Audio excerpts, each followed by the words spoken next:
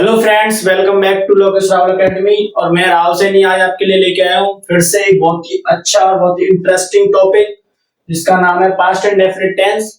जैसा कि हम लोगों ने लास्ट जो अपनी वीडियो में किया था प्रेजेंट इंडेफिनिट टेंस, तो उसमें सीखा था हमने। इसी प्रकार आज हम जो बातें करने वाले हैं पास्ट इंडेफिनिट टेंस के बारे में बात करनी है। तो दोस्तों, जो कोई भी बच्चा अभी भी कॉपी पेन लेके नहीं बैठा है तो प्लीज कॉपी पेन अपने पास रखें, ताकि आपको कोई भी चीज इंपॉर्टेंट या फिर आपको लगता है कि हाँ ये चीज हमारे लिए बहुत यूजफुल है तो आप उसे नोट डाउन कर सके। तो चलिए बातें करते हैं आप सेंटेंस के बारे में, यानी इस टेंस के बारे में चर्चा करते हैं कि ये टेंस जो है हमारे लिए किस प्रकार से उपयोगी है।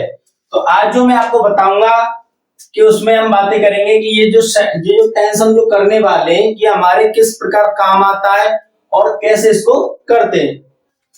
तो चलिए बच्चों, जैसा कि हम सब जानते हैं बहुत ही इजीली, देखिए जैसा कि हम लोग पढ़ते आ रहे हैं और हम पढ़ते हैं कि इसकी जो एक डेफिनेशन होती है, एक प्रॉपर एक डेफिनेशन होती है जिसके जिसके थ्रू हम क्या है टेंस को आइडेंटिफाई करते हैं कि ये सेंटेंस जो दिया हुआ है हमें वो किस टेंस के अकॉर्डिंग आया है या किस टेंस के अंडर आता है। तो देखिए बच्चों, जैसे कि मैंने आपको बताया था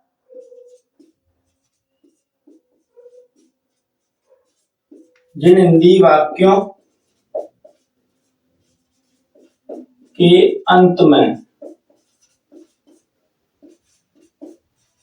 तथा तिथि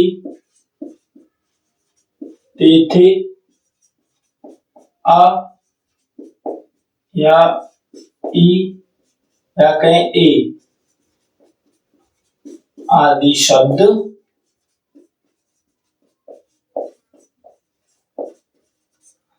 तो देखिए जैसे कि मैंने आपको पिछली वीडियो में जो अपना जो वीडियो प्रेजेंट इंडेफिनिट टेंस बनाए थी, हमने आपके साथ जो डिस्कशन किया था, तो मैंने आपको पहले एक सेंटेंस का स्ट्रक्चर उसको translate Hindi to English translate करना बताया था। फिर मैंने उससे रिलेटेड आपको बातें बताई थी कि ये हमारे जो उपयोग में, जैसे कि डेली रूटीन के बारे में और कहाँ का प्रयोग किए थे उसके भी साथ चर्चा की थी हमने।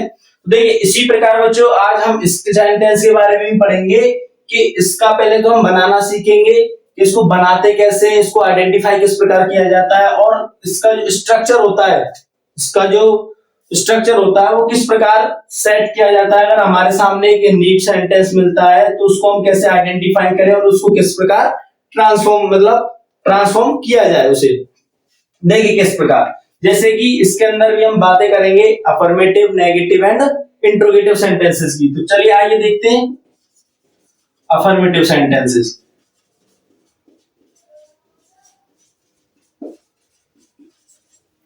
देखिए बच्चों, अफर्मेटिव सेंटेंसेस से पहले मैं आपको बता दूं कि जो हमने डेफिनेशन लिखा है इस बोर्ड पर लिखा रहा है, आप सबको दिख रहा होगा आपकी स्क्रीन पर, उसको थोड़ा एक समझ लेते हैं ताकि हमारे जो है टेंसेस को समझने में आसानी हो। तो मैंने आपके लिए लिखा है जिन हिंदी वाक्यों की जिन हिंदी वाक्यों के अंत में, अक्सर किताबों में देखा होगा लेकिन मैं आपके लिए कहता हूं जिन हिंदी वाक्यों की क्रियाओं, ठीक है।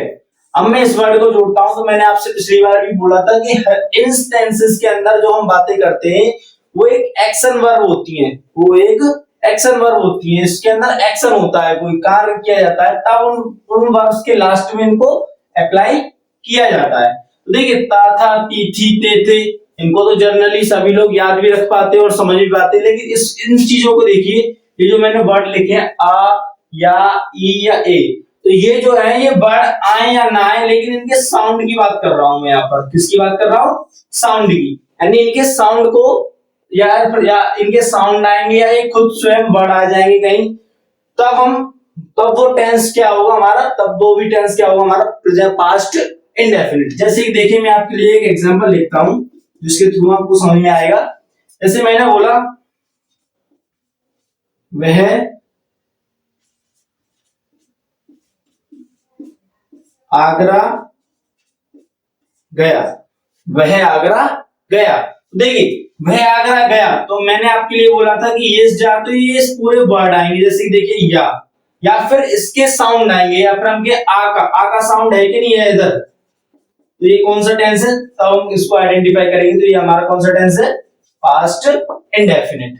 ठीक है, अब हम जो है इसको बनाने का स्ट्रक्चर देखते हैं। तो देखिए अफर्मेटिव जो सेंटेंसेस होते हैं हमारे, उसके अकॉर्डिंग हमारा जो रूल होता है इस सेंटेंस को बनाने का, अफर्मेटिव के अंदर उसका रूल होता है हमारे पास सब्जेक्ट होता है, मेन वर्ब बोलते हैं, या फिर वर्ब कहिए, वर्ब की सेकंड फॉर्म, वर्ब की 3 फॉर्म्स होती है, फर्स्ट, सेकंड एंड थर्ड। ठीक, वर्ब की कौन सी, सेकंड फॉर्म। फिर हमारे पास होगा ऑब्जेक्ट।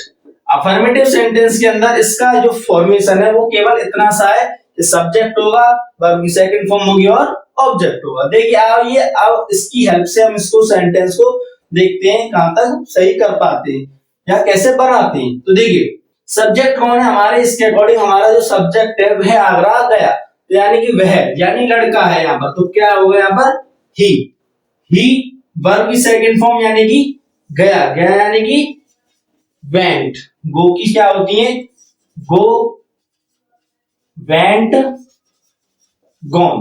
तो वर्ब की सेकंड फॉर्म कौन सी होती है इसकी, वेंट। तो ही वेंट टू आगरा। जब किसी प्रॉपर प्लेस का नाम दिया होता है तो उसको इंडिकेट करने के लिए किसका यूज करते हैं, टू का। देखिए मेरा इस चीज को कराने का मोटिव ये है कि जिन बच्चों ने कभी भी टेंसेस नहीं पढ़े हैं, जिन बच्चों को कभी ये पता ही नहीं है कि पास्ट इंडेफिनिट या ऐसे टेंसेस को किस प्रकार बनाया जाता है, तो उनके लिए मैं बस उन्हें बताने की, उन्हें सिखाने की कोशिश कर रहा हूँ कि वो भी इस प्रकार के सेंटेंस को बना सके या उनको बनाना सीख सके। ठीक है, तो देखिए अब मैं आपको बताता हूँ, जैसे कि हमने बनाया he went to go, he went to sorry Agra.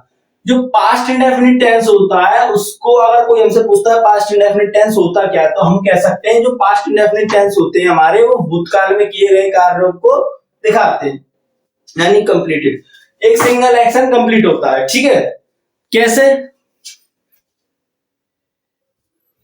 जैसे कि देखिए मैं आपसे कहूं भूतकाल में कार्य, जैसे कि वह आगरा गया, तो यानी कि पहले गया। और एक जो इसका बहुत ही इंपॉर्टेंट यूज होता है पास्ट इंडेफिनिट का होता है, वो होता है हमारा हैबिचुअल, क्या होता है, हैबिचुअल एक्शन।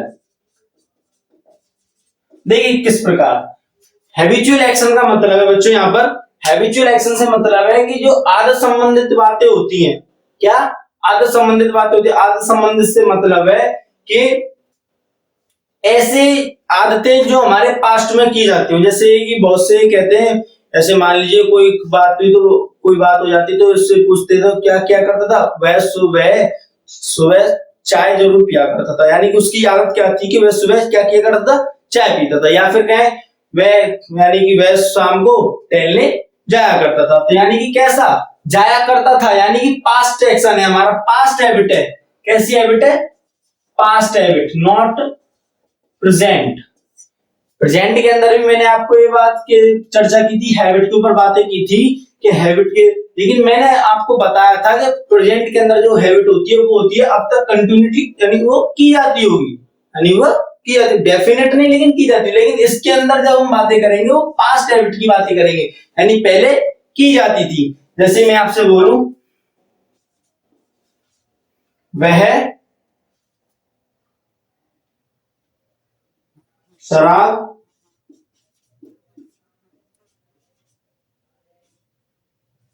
पिया करता था, वह शराब पिया करता था, तो वह शराब पिया करता था, ही ड्रैंक वाइन,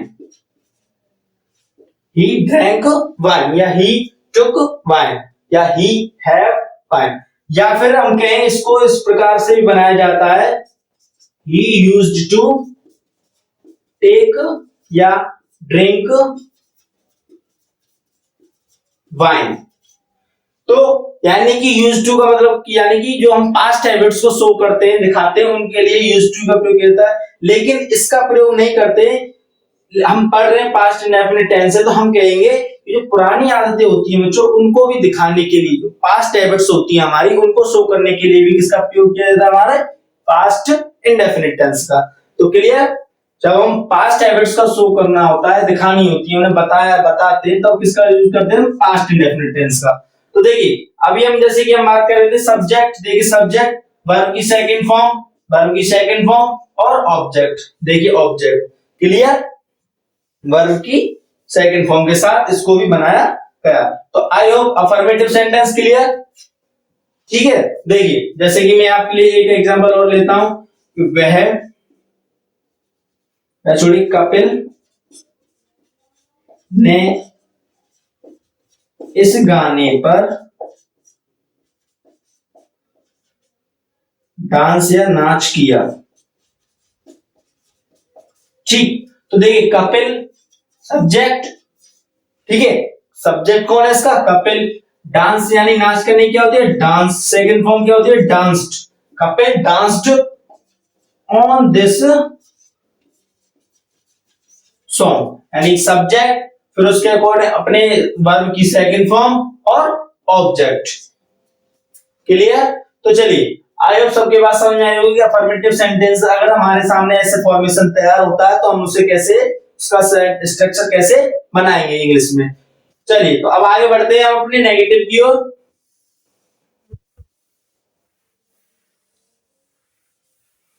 देखिए बच्चों, इन जो पास्ट इंडेफिनिट टेंस जो होता है हमारा बहुत ही यूजफुल होता है। क्यों यूजफुल होता है कि जितनी बार भी हमारी स्टोरीज उठाई जाती है उनका अबाउट 70% भाग जो होता है हमारा पास्ट टेंस से रिलेटेड किया जाता है। जो आमतौर पे हमारे हाई स्कूल के सिलेबस में आपको पेपर में देखा होगा कि एक 4 नंबर की लगभग एक स्टोरी आती है जिसको बच्चों को ट्रांसलेट करना होता है इंग्लिश में।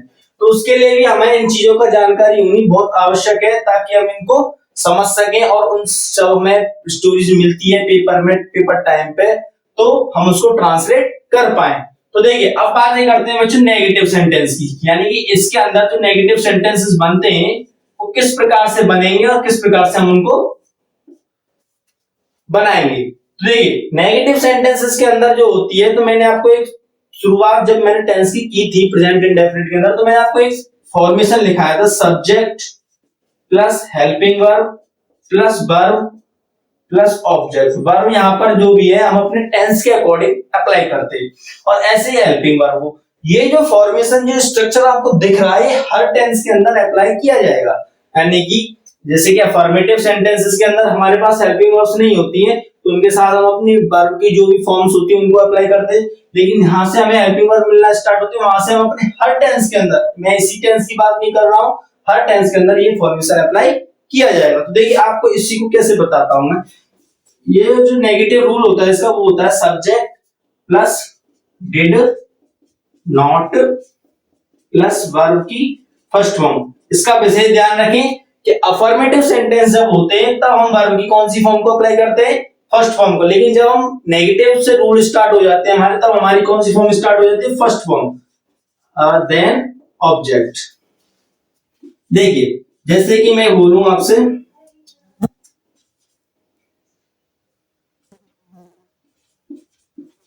कल्पना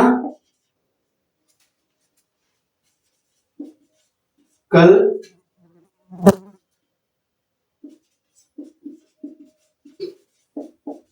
पुस्तकालय नहीं आई, ठीक, कल्पना कल पुस्तकालय, पुस्तकालय यानी कि लाइब्रेरी नहीं आई। तो देखिए आई ई का वर्ड आ रहा है या फिर हम बोले ई का साउंड भी आ रहा है, तो ये कौन सा टेंस है हमारा, पास्ट इंडेफिनिट। तो डेफिनेशन से डिफाइन हो गया कि टेंस कौन सा है, लेकिन नहीं आ रहा तो इसके अंदर हमें कौन सा रूल अप्लाई करना है, नेगेटिव रूल। कौन सा रूल, नेगेटिव, यानी कि हिंदी बोलते हैं नेगेटिव को नकारात्मक और सेंटेंस को बोलते हैं वाक्य, ठीक है। अब देखिए कैसे बनाएंगे। सबसे पहले सब्जेक्ट, सब्जेक्ट कौन है हमारे, कल्पना, तो कल्पना, फिर डिड नॉट। इसके अंदर कोई ऐसा डिफिकल्टी नहीं है कि सिंगुलर आए या प्लूरल आए कि तो हमें अपना अलग अलग डिफरेंस हेल्पिंग वर्ब यूज करनी है, नहीं, सीधा सीधा डिड फिर नॉट, ठीक। अब वर्ब की फर्स्ट फॉर्म, वर्ब की फर्स्ट फॉर्म यानी आने की होती है कम, केम, कम, फर्स्ट, सेकंड एंड थर्ड, लेकिन हमें अप्लाई कौन सी, हमारी जरूरत कौन सी की है, हमारी जरूरत है फर्स्ट फॉर्म की, तो कम कहाँ? Library, come to library. ठीक, Kalpana did not come library. तो आई होप सबकी बात समझ में आई होगी।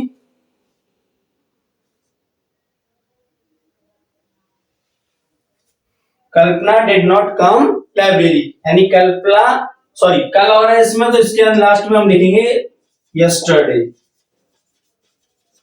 देखिए मैं आपको एक जनरल बात बताऊं, ये यस्टरडे वर्ड यूज अगर किसी सेंटेंस के अंदर आ जाता है, जैसे कि मानो हमसे कोई इसकी एक एक्सरसाइज में आपके लिए बताता हूं, एक क्वेश्चन बताता हूं, इसके अंदर आपको थोड़ा ना, जैसे कि मान लीजिए ये सेंटेंस हमें मिलता है, इसके एक ऐसे करके हमें मिल जाता है कहीं भी, Kalpana has not come library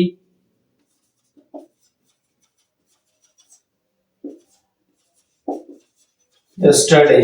देखिए कुछ एडवर्ब्स ऐसी होती हैं हमारी जो फिक्स होती हैं कि ये अगर आती है किसी टेंस में तो टेंस हमारा किस टेंस के अकॉर्डिंग बनाया जाएगा। जैसे कि इसके अंदर यस्टरडे यूज हुआ, तो यस्टरडे से हमें पता चलता है कि बीता हुआ कल है, यस्टरडे से हमें पता चलता है बीता हुआ कल है। लेकिन जो हैज यूज हुआ है वो प्रेजेंट परफेक्ट टेंस की हेल्पिंग वर्ब है, तो इसके अंदर अप्लाई नहीं किया जा सकता।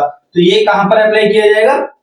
पास्ट इंडेफिनिट के अंदर। तो हमारा जो सही ऑप्शन होगा वो क्या होगा? Past indefinite tense. मैं आपको बताऊंगा कि कौन कौन सी एडवर्ब्स होती हैं। फिलहाल आपके ये यस्टरडे आ गया तो मैंने आपको ये बता दिया है, ठीक है। यस्टरडे क्लियर हुआ यहाँ तक सभी को? चलिए अब देखते हैं एक और सेंटेंसेस देखते हैं हम, जैसे कि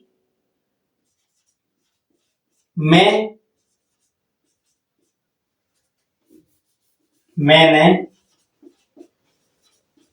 यह पुस्तक नहीं पढ़ाई, मैंने यह पुस्तक नहीं पढ़ाई या मैं यह पुस्तक नहीं पढ़ाता था, दोनों बात एक ही है हमारी। तो क्या करेंगे? सबसे पहले सब्जेक्ट, सब्जेक्ट कौन है हमारा बच्चों? आई। फिर उसके अकॉर्डिंग क्या आनी चाहिए? हमारी हेल्पिंग वर्ब। तो हेल्पिंग वर्ब तो हमारी एक ही है, डिड नॉट। अब वर्ब की फर्स्ट फॉर्म, वर्ब की फर्स्ट फॉर्म है हमारी टीच, पढ़ानी क्या होती है? टीच। क्लियर? अब क्या?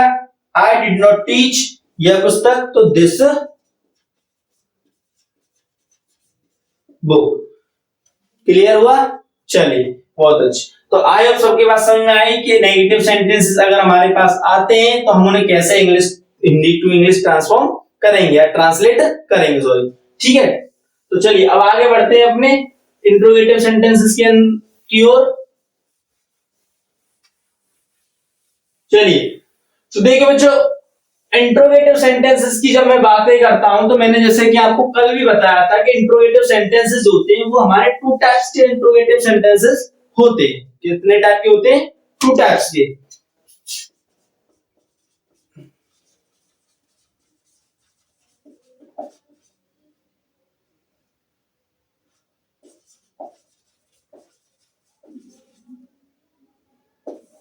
इंट्रोगेटिव सेंटेंसेस कितने टाइप्स के होते हैं हमारे? जैसे मैंने आपको लास्ट वीडियो अपनी प्रेजेंट कल वाली वीडियो में बताया था कि इंट्रोगेटिव्स होते हैं वो हमारे टू टाइप्स के होते हैं। पहला बात बोला था मैंने आपको, सिंगल इंटरोगेटिव।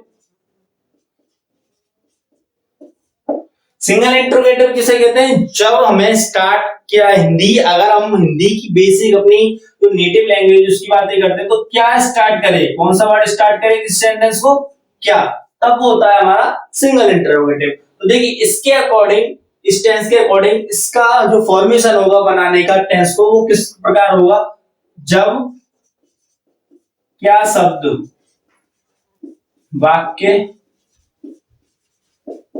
को आरंभ करे, स्टार्ट करे, यानी कि व्हेन। तो रूल क्या होगा हमारा? तो रूल होगा बच्चों कि सबसे पहले हम अपनी हेल्पिंग वर्ब्स लिखते हैं। तो हेल्पिंग वर्ब क्या है हमारे अंदर? हमारे पास डिड, फिर सब्जेक्ट प्लस वर्ब की फर्स्ट फॉर्म और ऑब्जेक्ट एंड इंटरोगेशन मार्क जे। देखिए तो इसके अकॉर्डिंग जैसे कि हम बातें करें, क्या उसने उसे पढ़ाया।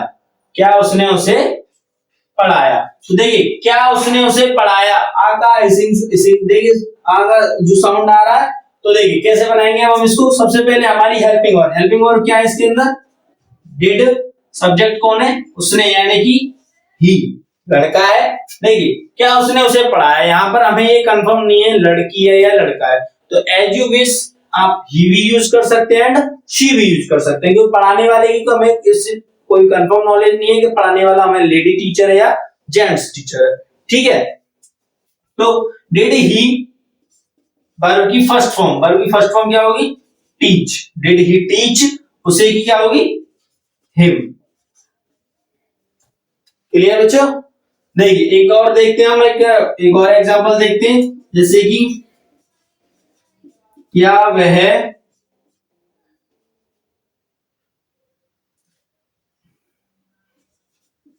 यहां, क्या वह कल यहां से वहां गया। क्या वह कल यहां से वहां गया, तो क्या करेंगे, सबसे पहले क्या आ रहा है, तो सबसे पहले डिड, वह की, ही लड़का है, तो डिड ही गो, कहां गया, देयर, से के लिए जब सेपरेशन दिखाते हैं हम, तो से के लिए फ्रॉम, तो did he go there from here, कल आ रहा है, तो कल यहाँ पर जो पास्ट के अंदर कल का शब्द जो यूज होता है उसके लिए क्या यूज करते हैं हम, यस्टरडे। क्लियर?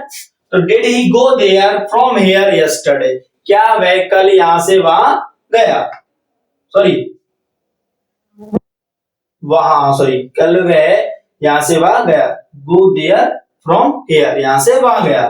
तो आई होप सबके पास समझ में आया सिंगल इंट्रोगेटिव। चलिए बहुत अच्छे, अब आगे बढ़ते हैं अपने डबल इंटरोगेटिव की ओर, जिसमें हम सीखेंगे कि डबल इंटरोगेटिव्स का फॉर्मेशन आता है तो हम उसको सेंटेंस को कैसे ट्रांसलेट किया जाएगा। चलिए बढ़ते हैं अपनी सिंगल डबल इंटरोगेटिव्स की ओर।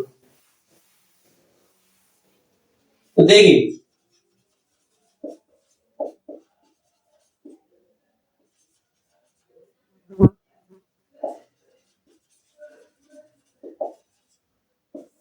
डबल इंटेरोगेटिव्स की बातें करते हैं, तो डबल इंटेरोगेटिव्स मैंने जैसे कि आपको पहले बताया था कि डबल इंटेरोगेटिव्स के अंदर जब भी बातें हम करते हैं तो क्या होता है हमारा WH वर्ड, जो हमारे 11 होते हैं, कितने होते हैं 11 होते हैं, वो बीच में आना स्टार्ट करते हैं, सेंटेंस के कहां आना स्टार्ट करते हैं, बीच में। अब 11 में से बहुत से ऐसे वर्ड हैं जिनके साथ जो है इसके थोड़ा हटके रूल यूज किया जाता है, वो भी बताएंगे। फिलहाल आप इसको देखिए, तो हम कह सकते हैं जब कोई WH वर्ड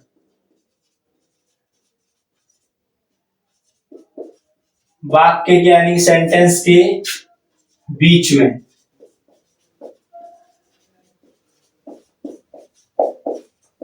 देखिए कैसे, तो तब जो हमारा जो फॉर्मेशन होगा सेंटेंस को बनाने का वो क्या होगा, तब फॉर्मेशन होगा कि जो भी WH वर्ड हमारे लिए बीच में आया है सबसे पहले हम उसको लिखेंगे, फिर अपनी हेल्पिंग वर्ब, फिर सब्जेक्ट एंड वर्ब की first form and object and interrogation mark.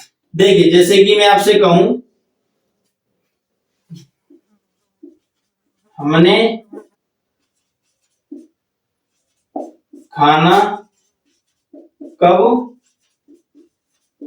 खाया, हमने खाना कब खाया, हम खाना कब खाते थे। तो अगर हम कब खाते थे तो हमारे क्या बन जाएगा, हैबिचुअल फैक्ट बन जाएगा कि नहीं बन जाएगा। लेकिन हम यहाँ पर ठीक है इसी प्रकार से लिख लीजिए, बनना दोनों किसके अंदर है, पास्ट इंडेफिनिट के अंदर। देख कैसे बनाएंगे, सबसे पहले अब देख क्या वर्ड यूज हो रहा है, कब, कब की क्या होती है बच्चों, व्हेन, क्या होती है दोस्तों, व्हेन। तो व्हेन वी, सॉरी व्हेन, फिर उसके डिड यानी कि helping verb, when did, subject हमारा कौन है, वी, व्हेन डिड वी। तो व्हेन डिड वी वर्ब की फर्स्ट फॉर्म यानी कि ईट, ईट लिख लीजिए, टेक लिख लीजिए, जो भी आप खाने की, फूड, ठीक है। व्हेन डिड वी ईट या टेक फूड, क्लियर हुआ। चलिए देखिए मैं आपके लिए और अभी आपको और बताता हूं, जैसे कि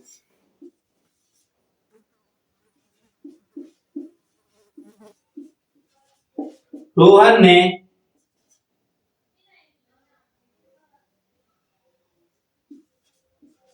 यह कार्य कैसे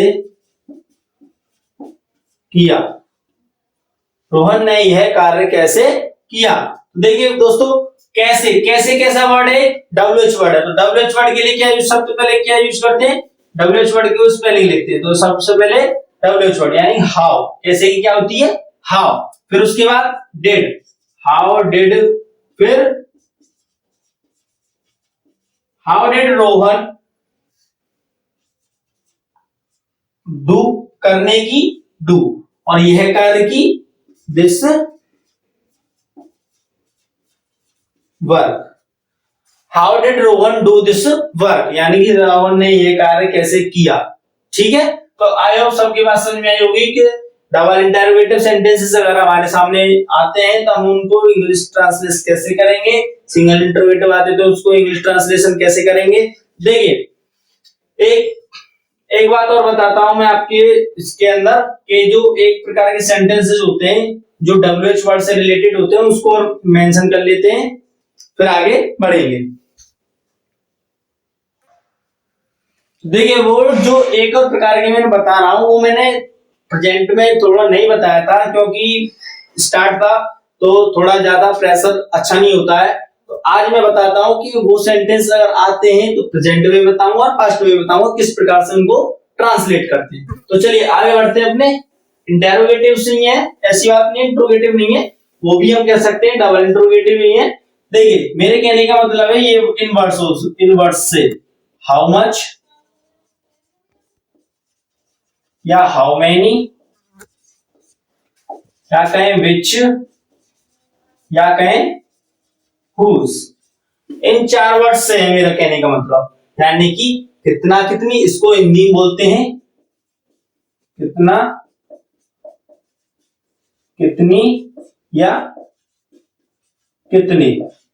सिमिलर इसको भी बोलते हैं और इसको भी बोलते हैं, पर इन दोनों में डिफरेंस क्या है, हाउ मैनी काउंटेबल्स के लिए यानी जिन्हें गिना जा सके, countable, and how much uncountable, ठीक है, यानी जिन्हें ना गिना जा सके। विच यानी कि कौन सा कौन सी, इनकी हिंदी में नहीं है, कौन से, एंड हुज किसका किसकी किसकी। तो देखिए जब ये वर्ड्स अगर हमारे किसी सेंटेंस के अंदर आते हैं तब हम उनको कैसे ट्रांसलेट करेंगे। जैसे कि मैंने आपके लिए एक पूरा इसका एक फॉर्मेशन लिख देता हूं। सबसे पहले इनमें से कोई भी वर्ड आता है पहले आप उसको लिखिए, how much, how many, which, whose. इनमें से कोई भी वर्ड अगर आपके सेंटेंस के अंदर आता है तो पहले आप उसे लिखिए यानी डब्ल्यूएच वर्ड लिखिए, फिर इनके रिलेटिव वस्तु वस्तु या फिर कहूं मैं कोई नाउन। अब देखिए नाउन क्या है, नाउन के अंदर हमारी वस्तु भी आ जाती है और जैसे कि पर्सन वगैरह के बारे में जो पर्सन्स होते हैं उनके बारे में बातें करते हैं वो भी आ जाते हैं। तो संबंधित वस्तु मान लीजिए या कोई नाउन, जो भी रिलेटिव नाउन इसके अकॉर्डिंग यूज किया जाए। फिर अपनी हेल्पिंग वर्ब, जैसे कि हमारे इस टेंस के अंदर क्या है, डिड, लेकिन प्रेजेंट के अंदर क्या थी, डू या डज। बस इतना सा फर्क है। मैंने जैसे कि आपको लिखा था subject plus helping verb plus verb, तो हेल्पिंग वर्ब्स को ही इंटरचेंज किया है मैंने। तो डिड और प्रेजेंट में क्या थी, डू या डज। ये किसमें था, हमारे प्रेजेंट टेंस में, और ये किसमें, पास्ट में। तो फिर इसके बाद आफ्टर सब्जेक्ट लिखना है, फिर वर्ब लिखनी है, वर्ब की फर्स्ट फॉर्म, फिर अगर कुछ बच जाता है, बस मुश्किल है इसके साथ बात बचना, ऑब्जेक्ट या फिर उसको कंप्लीमेंट बोलते हैं ऑन इंटरोगेशन मार्क। देखिए किस प्रकार से बताता हूं, यानी बातें करनी है हमें। जैसे मैं आपसे बोलता हूं कि उसने बाजार से कितने फल खरीदे, मैंने बोला आपसे उसने बाजार से कितने फल खरीदे, उसने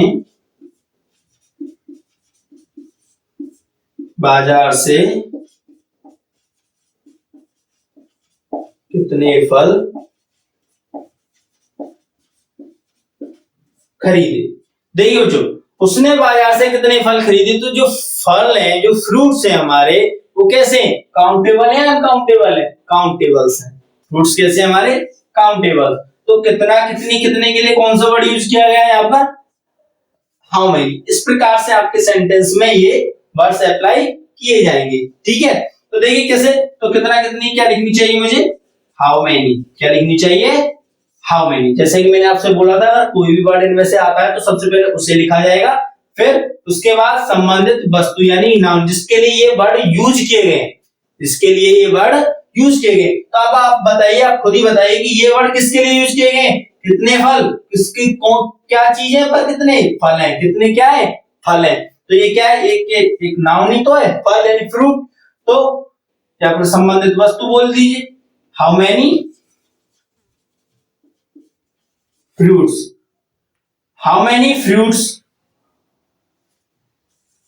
अब अपने टेंस की हेल्पिंग वर्ब यूज करेंगे। तो हमारा टेंस पास्ट इंडेफिनिट है, तो हम डिड यूज करेंगे। मान लीजिए वह बाजार से कितने फल खरीदता है, वह बाजार से कितने फल खरीदता है, तो प्रेजेंट इंडेफिनिट बन जाएगा। तब हम अपनी हेल्पिंग वर्ब्स क्या अप्लाई करेंगे, डू या डज, वो भी किसके अकॉर्डिंग, सब्जेक्ट के अकॉर्डिंग। अगर एक वचन है सब्जेक्ट तो डज, अगर बहुवचन है सब्जेक्ट तो डू। तो हाउ मेनी फ्रूट्स, लेकिन टेंस कौन सा हमारा, पास्ट इंडेफिनिट, तो क्या यूज करना चाहिए मुझे, did. How many fruits did, फिर सब्जेक्ट, कौन है खरीदने वाला, उसने, उसने की क्या, he. How many fruits did he. अब वर्ब की फर्स्ट फॉर्म, वर्ब की फर्स्ट फॉर्म यानी खरीदने की क्या होती है, बाय, क्या होती है, buy. How many fruits did he purchase या बाय, कहां से, बाजार से, तो से यानी कि फ्रॉम मार्केट।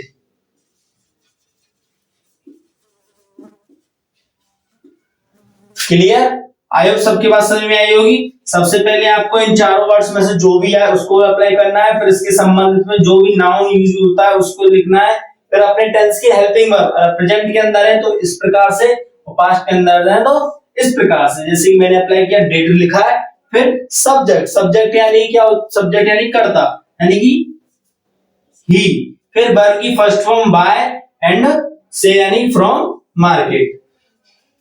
चलिए बहुत अच्छे।